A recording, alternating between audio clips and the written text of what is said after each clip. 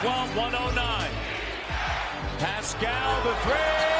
Good! All-star. Swatted by Boucher.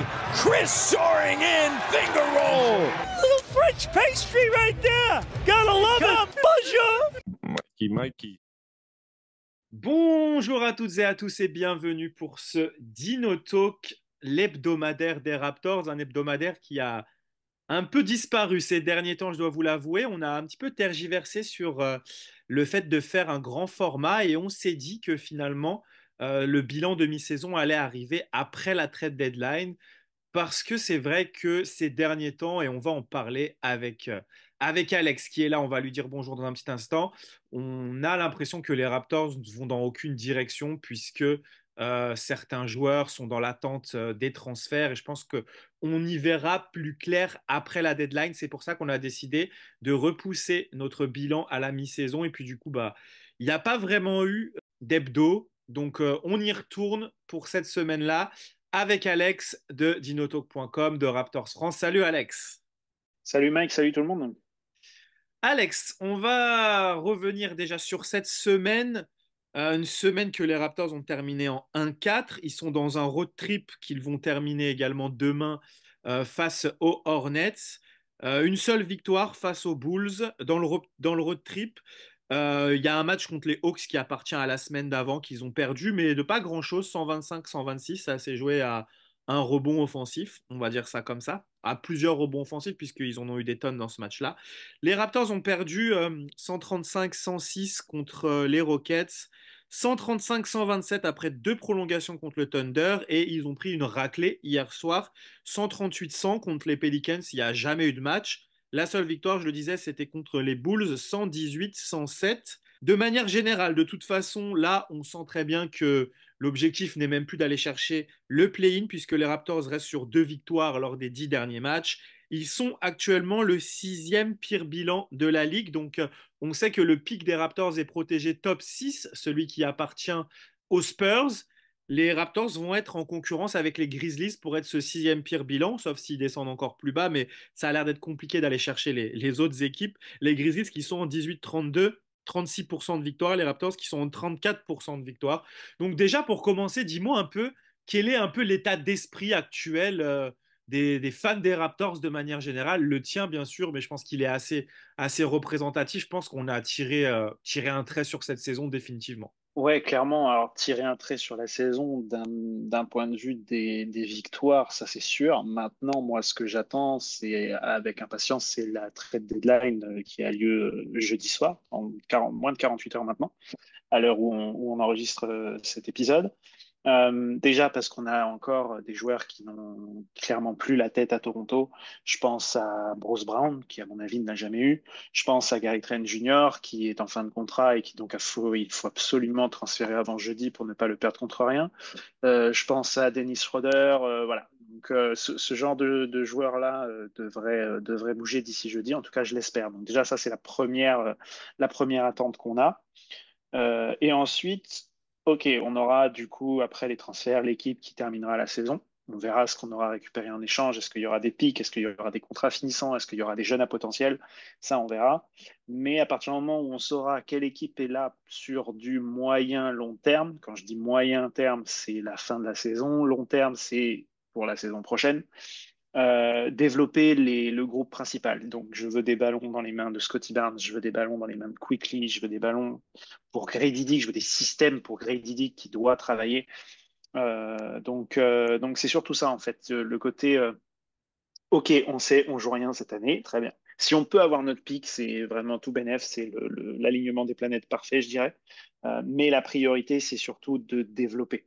Et là où on peut regretter des décisions, c'est alors je ne vais pas dire de ne pas l'avoir fait plus tôt, mais peut-être que cette décision, il aurait peut-être fallu la prendre il y a un an à la dernière trade deadline, quand on avait Van Vliet en fin de contrat, quand on avait Gary Trent Jr. en fin de contrat, parce que je rappelle qu'il a pris une option cet été pour rester un an de plus. Est-ce qu'il aurait eu plus de valeur qu'il en aura là?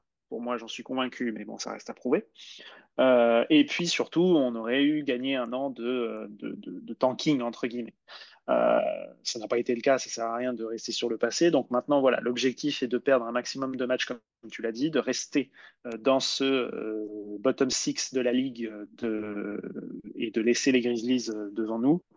Si on peut, sur un malentendu, se rapprocher de Portland, je prends. Après, effectivement, en dessous, ça risque d'être très compliqué. Mais voilà, si l'alignement des planètes nous permet de conserver notre choix 6, ce sera tout bénef et on disposera donc de, si je ne m'abuse, 3 pics au premier tour et un pic en tout début de second, puisque c'est le pic de Détroit, donc il devrait être 31, quoi.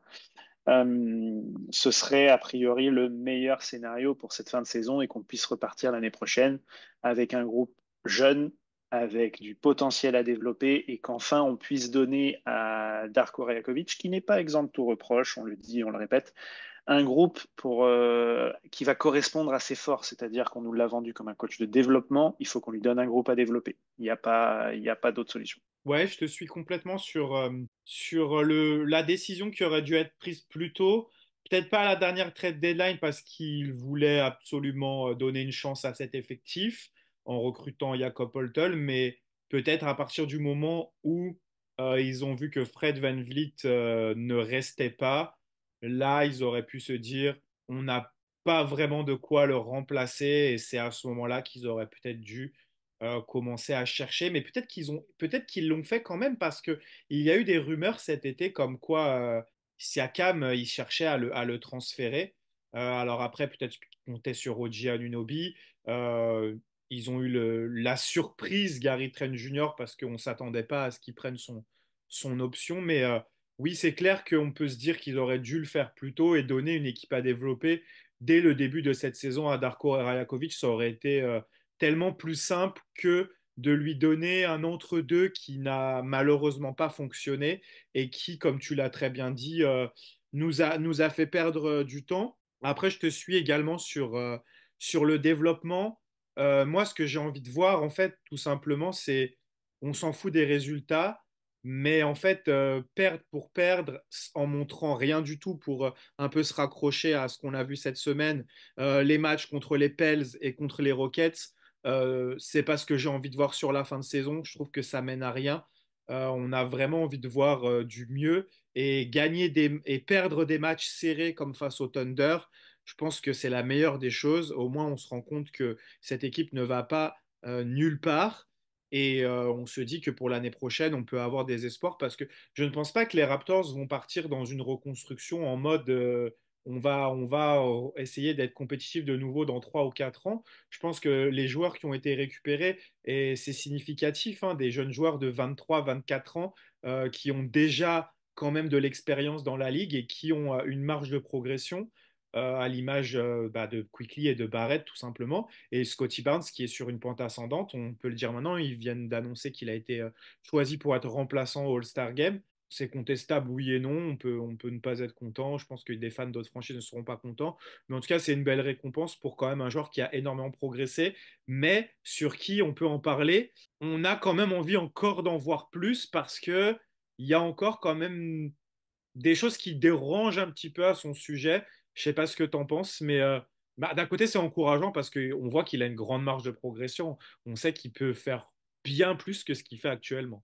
Complètement d'accord. Et j'ai été le premier surpris quand j'ai vu la sélection All-Star. Non pas qu'il ne le mérite pas, c'est peut-être un peu abusé comme terme, mais ce n'était pas le premier nom qui me venait en tête en me disant il y a une place à prendre parmi les remplaçants au All-Star Game. C'était pas Scotty Barnes qui me venait en tête. Maintenant, c'est lui, tant mieux pour lui. Ça va lui faire du bien aussi, je pense, mentalement dans cette saison particulière. On le répète, mais ce n'est que sa troisième saison dans la ligue.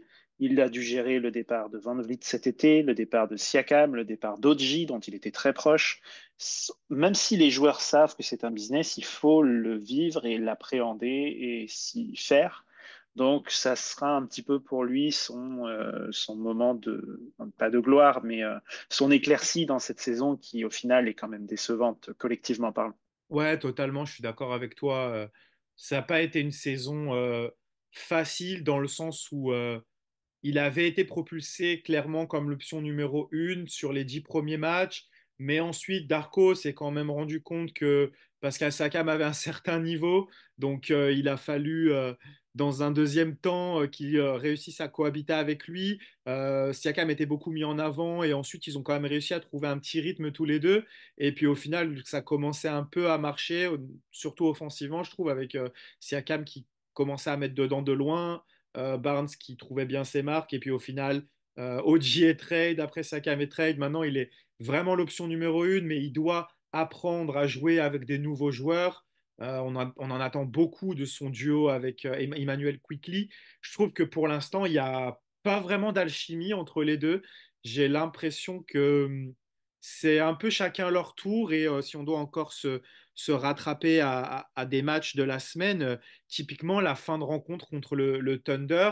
Après, on en parlait hors antenne. On peut voir le fait que Scotty n'ait pas beaucoup de ballons comme une volonté de tanker, peut-être, de ne pas donner la balle dans les mains du meilleur joueur, mais d'un autre côté, il y avait Quickly qui était chaud et on n'a pas vraiment trouvé un équilibre entre servir Scotty et permettre à Quickly de continuer à être efficace. Donc là, je pense qu'il y a vraiment un gros travail à faire là-dessus, mais comme on vient de le dire, c'est tout nouveau.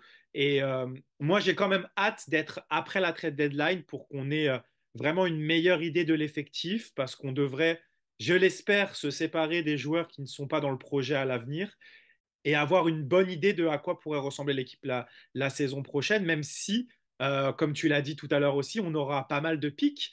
Est-ce qu'on peut encore créer la surprise? On se rappelle que les Raptors, je crois, ils étaient en septième position après Tampa Bay quand ils sont montés dans la draft et à la loterie ont eu le quatrième choix. Bon, cette année, je pense pas que ça va faire une très grande différence entre le 6 et le 4 ou même le numéro un, Sarr, qui a annoncé, c'est pas forcément un game changer, même si ce serait un poste très important pour nous. Si on pouvait récupérer un pivot et en plus français, moi je signerais tout de suite. Mais en tout cas, oui, on n'aura pas encore l'effectif au complet, mais on aura quand même une bonne idée d'une bonne base. Donc voilà. Pour revenir un peu sur quels sont pour toi les joueurs que tu estimes ne plus faire partie des plans à l'avenir? Quels sont les joueurs que les Raptors devraient se séparer avant la deadline? Alors, il y en a plusieurs et pour plusieurs raisons différentes. Pour moi, déjà, la priorité, c'est Gary Trent Jr. parce que son contrat se termine cet été et qu'il y a honnêtement très peu de chances que lui veuille prolonger ou que Toronto veuille le conserver. Sinon, je vois pas pourquoi ça n'aurait pas déjà été fait. Vu l'utilisation qu'on en fait et l'énergie qui est dégagée par ses performances qui, comme on l'a dit, sont plutôt bonnes, mais son utilisation pose beaucoup de questions et je pense que lui aurait aussi intérêt à changer d'air et à changer de dynamique. Donc, pour moi, il devrait, j'espère pour lui et pour nous qu'il ne terminera pas la saison chez nous. Ensuite, il y a d'autres joueurs qui, eux, vont avoir une vraie cote sur le marché pour des potentiels candidats en playoff. Je pense à Bruce Brown, je pense à Dennis Schroeder, des joueurs comme ça qui ont de l'expérience, qui sont bagués. Bruce Brown, c'est sûr. Schroeder, j'ai un doute, il est du titre des Lakers dans la bulle. Je ne crois pas. Ouais, donc voilà, mais pour ce genre de raison-là, je pense que ces joueurs-là vont avoir des candidats pour les récupérer d'ici jeudi soir. Et je vois pas pour quelle raison Toronto accepterait ferait le choix de les conserver. Je vois pas pourquoi une contrepartie, même moyenne, contre un Dennis Schroeder maintenant serait meilleure cet été. Je vois pas. Ouais, je suis assez d'accord. Les deux joueurs cités, c'est ceux qui vont revenir le plus, je pense. Gary, j'arrive pas à évaluer s'il y a un marché pour lui. C'est assez compliqué, comme tu l'as dit, sa valeur, elle a baissé quand même. Il tourne à 11 points par match cette saison. Alors même si le mois de janvier est bien mieux et c'est bien pour lui parce qu'il shoot vraiment très bien, il a réalisé un mois de janvier exceptionnel dans l'adresse. C'est le meilleur joueur de la NBA, je crois, à 3 points sur l'adresse sur ce mois-là. Mais carrément, Bruce Brown, je pense que il a fait l'effort le premier match. On a tous été impressionnés. On s'est dit, waouh, il vient pas là en touriste. Et je crois que derrière, comme il a remarqué qu'il avait énormément de questions sur, ouais, est-ce que tu vas rester ici? Je pense qu'il a vite compris que son avenir n'est pas à Toronto et c'est très, très moyen sur la suite des matchs. Et en même temps, il fait des choses qui ne rentrent pas dans son rôle. Je ne sais pas si c'est Darko, comme on sait qu'il aime bien donner beaucoup de responsabilités à tous ses joueurs qui pousse pour qu'il fasse ça, mais genre, c'est lui qui monte le ballon, qui joue les pick and roll, qui prend des pull-ups, des fois, c'est un peu bizarre, c'est pas du tout son rôle, lui, c'est vraiment un role player ultime normalement, et je pense que on devrait avoir des offres, et ça m'étonnerait grandement qu'ils soient encore là. Normalement, on devrait récupérer des picks et peut-être un bon joueur d'avenir pour lui. Et Schroeder aussi, je suis assez déçu parce que en soi, s'il acceptait le rôle, il pourrait rentrer dans le projet et d'être un peu le guide pour ces jeunes, puisque en début de saison, il était un peu, même jusqu'à présent, il était un peu le garant de Darko Rajakovic sur le terrain, de son style de jeu et tout ça. Mais je trouve que depuis un moment, j'ai l'impression qu'il fait vraiment en sorte de se montrer, lui, au détriment du collectif. Alors parfois, il fait des bons matchs parce que c'est un excellent joueur, mais j'ai des cartons où il prend les tirs pour lui et il fait pas jouer les autres. Et c'est pas du tout la philosophie de Darko et c'est pas du tout ce qu'il faisait en début de saison. Donc je pense qu'il essaye de se montrer pour. De toute façon, c'est dur pour lui parce que je pense il doit vraiment se sentir roulé en soi parce que on lui avait promis une place de titulaire dans une équipe plus ou moins compétitive en début de saison. Au fil des matchs, on lui a dit bah non, finalement, tu es remplaçant. Et puis ensuite, il perd ses coéquipiers qui ont un bon niveau et il se retrouve dans une équipe à tanker en sortie de banc. Je trouve que ce serait vraiment pas lui rendre les choses faciles de le conserver dans ces conditions-là, en fait. Je pense que ça a tellement de sens. Comme tu l'as dit, il va y avoir plein d'équipes qui vont être sur lui et qui auraient bien besoin d'un Dennis Schroeder en sortie de banc. Donc voilà, pour Gary, tu as bien résumé les choses. Je pense qu'il n'est pas utilisé à sa juste valeur dans cette équipe. Après, il n'a pas eu des bons passages non plus. Donc c'est toujours compliqué à qui la faute. Je pense que c'est un peu des deux côtés. Et le dernier nom que je voulais évoquer, quand même, on n'en a pas parlé, mais il est totalement sorti de la rotation. C'est peut-être maintenant le plus vieux joueur de l'effectif en dehors des vétérans qui ne jouent pas, mais lui non plus ne joue plus. Enfin, quoique Tadiang joue, mais lui non plus ne joue plus. C'est Chris Boucher. Est-ce que tu vois Chris Ouais. Boucher partir? J'espère que non, parce que j'adore ce joueur et voilà. Après, sportivement, c'est sûr que il serait peut-être bénéfique pour lui ou pour nous qu'il change d'air aussi. Mais en fait, j'ai du mal à comprendre. Autant que tu vois que des joueurs comme Bruce Brown, tout ça, soient un peu la tête ailleurs. J'ai du mal à comprendre pourquoi Chris Boucher est vraiment sorti de la rotation. Hmm. Je pense que ses performances ne le justifiaient pas. Ouais, totalement d'accord. Euh, il a toujours apporté ce plus en termes d'énergie. L'adresse était peut-être pas constante, je dis pas le contraire. Certains choix étaient pas toujours très bons, je dis pas le contraire là-dessus, bien sûr. Je dis pas que c'est le meilleur joueur de l'équipe. Je dis juste que c'est un joueur qui fait partie aujourd'hui, maintenant que tout le monde est parti. Ben, l'identité Raptors, c'est Chris Boucher, quoi. Hmm. Alors la phrase, faut la dire, ça pique un peu hein, de dire cette phrase-là, mais maintenant que tout le monde est parti, si t'enlèves Chris Boucher, ben Scottie Barnes, il connaît plus personne, quoi. Le joueur avec qui il a joué le plus longtemps, c'est Gary Trent Jr. Donc, qui va lui aussi peut-être partir. Donc là, on serait vraiment sur une grosse refonte de l'effectif. Maintenant, si effectivement il y a une volonté du côté de Toronto de peut-être transférer Chris Boucher, à mon avis, il va y avoir des offres, hein. Ça, c'est pareil, hein. Si tu parles d'un joueur qui peut intéresser des équipes de playoffs pour apporter de l'énergie en sortie de banc, ça peut intéresser du monde. Ouais, on avait entendu les rumeurs comme quoi Boston était intéressé et ça serait plutôt pas mal pour lui. Il irait rejoindre les Canadiens O'Shea Brissett Et Delano Banton. et Dalano Banton. Ouais, donc on va suivre ça. C'est vrai que moi, ce qui me fait dire qu'il est possible qu'il parte, c'est que j'ai mon collègue de Choc FM qui devait avoir Chris Boucher avant qu'il parte en road trip et en fait, le jour de l'entraînement, ils lui ont dit qu'il était malade. Non, ouais, c'est ça. Le jour de l'entraînement, ils ont dit qu'il était malade. Le soir même, il était dans une soirée pour Subway avec Scotty Barnes en train d'envoyer des boules de bowling et il avait pas l'air malade du tout. Et le lendemain, il était même pas sur l'injury report. Il y a eu un truc qu'ils essayent de pas l'envoyer aux médias à une semaine et demie, 2 semaines de la deadline. C'est que, à mon avis, bah, le truc, c'est que quand l'émission de mon collègue allait sortir, il serait plus aux Raptors, donc ils n'ont pas voulu Ils n'ont pas voulu que ça tombe comme ça, à mon avis. On va voir, hein. Peut-être, Ça se tient peut-être que complètement, hein, c'est clair. On sait bien de toute façon qu'il faut aussi dans ces situations-là savoir un peu lire entre les lignes, relever les signes et bien les interpréter. Et c'est vrai que, mais de toute façon, comme on l'a dit, il va y avoir des prétendants. Et effectivement, un joueur comme Chris Boucher qui touche, je crois, 19 millions. ouais, il est à 11 millions par saison. C'était 22, je crois, son contrat sur deux. Voilà, c'était 22 sur 2 ans. Donc voilà, ça va forcément faire réfléchir, surtout vu l'état les objectifs de Toronto cette saison et la saison prochaine. C'est sûr que Chris Boucher fait partie de ces joueurs qui ne correspondent pas à la timeline Scotty Barnes, Emmanuel Quickley et Archie Barrett, hein, et Ouais, Grady Dick. complètement. Donc, on va voir. On a fait le tour de ces joueurs susceptibles de partir.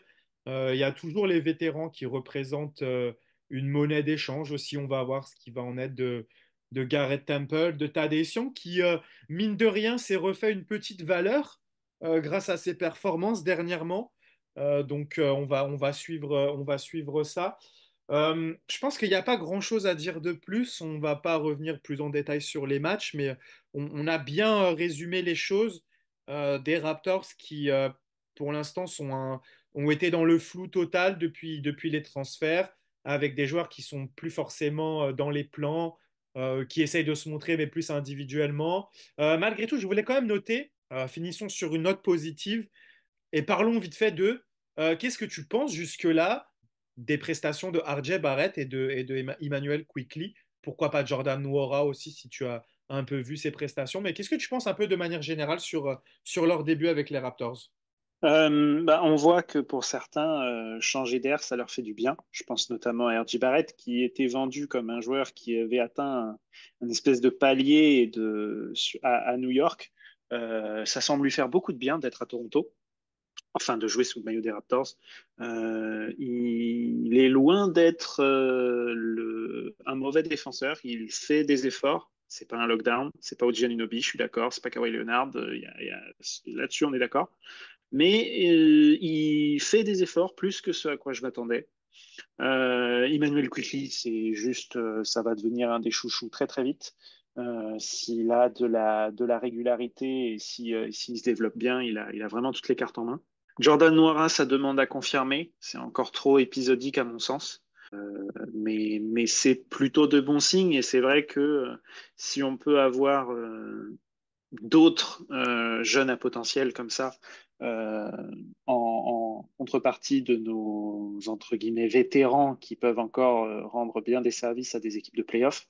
Ça nous permettra d'avoir un groupe jeune avec du potentiel parmi lesquels on pourra voir, OK, on construit autour de ce groupe-là et d'avoir des assets pour plus tard.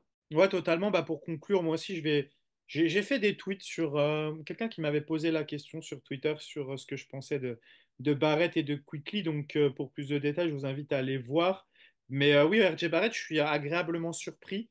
Je le trouve vraiment sensationnel en pénétration. Je ne sais pas si j'ai. Après, j'ai pas suivi les Raptors de super près. Je me rappelle pas de ce que ça donnait des Rosanne dans ses premières années avant que ça devienne un super joueur de mi-distance. Mais j'ai pas le souvenir d'avoir vu un joueur aussi fort en pénétration que RJ Barrett. Peut-être quasiment depuis Vince Carter, hein. Il est vraiment impressionnant. Je trouve que.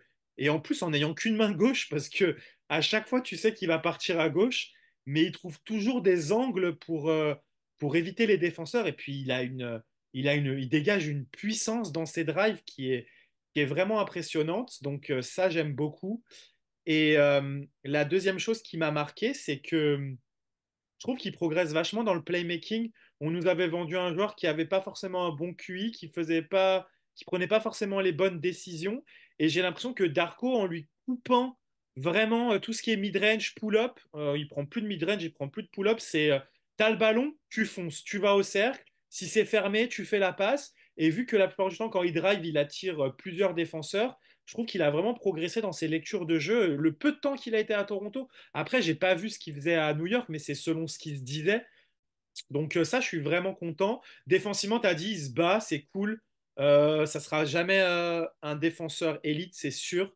C'est pour ça que l'un quand même, de mes soucis avec cet effectif actuel, même s'ils m'ont fait mentir contre Oklahoma City, je trouve qu'il manque quand même un gros défenseur extérieur pour avoir un premier rideau plus solide et pour permettre à Scotty d'être ce roamer là en seconde lame où il excelle vraiment.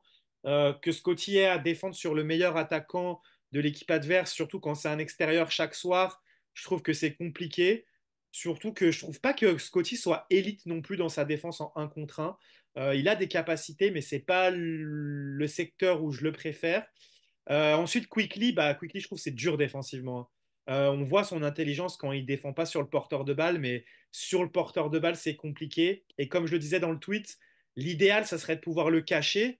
Mais le problème, c'est que quand il est dans un back court avec Gary ou quand il est avec même Schroeder qui ne peut prendre que des joueurs avec un gabarit pas trop grand, pas trop gros, je trouve que c'est compliqué. Moi, j'aimerais bien si possible, récupérer un poste 2 ou un poste 3. Un poste 3 quitte à décaler Barrett en poste 2, et là, on aura quand même un poste 2 physique, ça sera bien. Mais un poste 2 ou un poste 3 défensif. 3D classique, quoi. Le parfait exemple serait Herb Jones, qui nous a fait une superbe démonstration hier, avec ses tirs à 3 points et sa grosse défense. Mais un profil comme ça, alors est-ce que ça sera dans les trades? Je suis pas sûr, j'arrive pas à voir les jeunes joueurs disponibles sur ces postes-là, mais peut-être à la draft, avec des Français qui ont ce profil-là dans le top 6 à voir. Mais en tout cas, ouais, j'aimerais qu'on rééquilibre un peu l'effectif avec des joueurs capables de défendre. Finalement, la défense intérieure, malgré l'eau que les Raptors ont pris hier contre les Pelicans, je les ai trouvés quand même plutôt intéressants par séquence. Paul Tull, je trouve, depuis sa blessure, il revient bien, à part son premier match où il n'était pas du tout dans le rythme. Mais là, depuis 2 matchs, je le trouve vraiment intéressant. Mais après, on sait aussi, on en a tellement parlé souvent, que l'idéal, malgré tout, pour que Scotty donne sa pleine mesure, ça serait vraiment de trouver un 5 qui peut stretch. Parce qu'on voit malgré tout que Paul Tull garde son défenseur dans la raquette et ça ferme beaucoup de choses pour Scotty. Et si on avait, moi qui regarde beaucoup les Pacers maintenant, si on avait pu récupérer un Jalen Smith par exemple dans le trade, ça aurait été juste exceptionnel. Mais va falloir trouver un profil comme ça. Mais il n'y en a pas énormément dans la ligue, hein, des 3D sur le poste de pivot. Souvent, les pivots qui sont capables de s'écarter ne sont pas forcément des très très bons défenseurs. Je pense à Nasrid, je pense à Miles Turner. Moi, je trouve pas que c'est un bon défenseur. Mais ouais, les Brook Lopez, ça court pas les rues, hein, de toute façon. Mais ouais, voilà un peu ce que je pense sur les profils à trouver. Un défenseur et un stretch five, ça serait parfait à trouver sur soit la trade deadline, soit sur la prochaine draft. Et comme tu as dit, on a plein de picks. Donc autant prendre pas mal de monde et puis voir ce qu'on peut en faire. Je pense que ça. Ouais. Après, faut aussi pas oublier qu'on va repartir avec un groupe jeune. RJ Barrett n'a que 23 ans, par exemple. Ouais, Grady Dick, c'est que sa première année. Alors, je dis pas qu'ils vont devenir des monstres défensifs, c'est pas ce que je dis, mais eux aussi vont progresser. Et bah ouais. du coup, ce besoin qui est le nôtre aujourd'hui sera peut-être moindre dans 2 ans. Et donc, tu auras peut-être moins besoin d'un gros défenseur au poste de pivot parce que bah, tu auras réussi à développer une défense collective sur les 4 autres postes qui fait que ça tient le coup quand même, tu vois.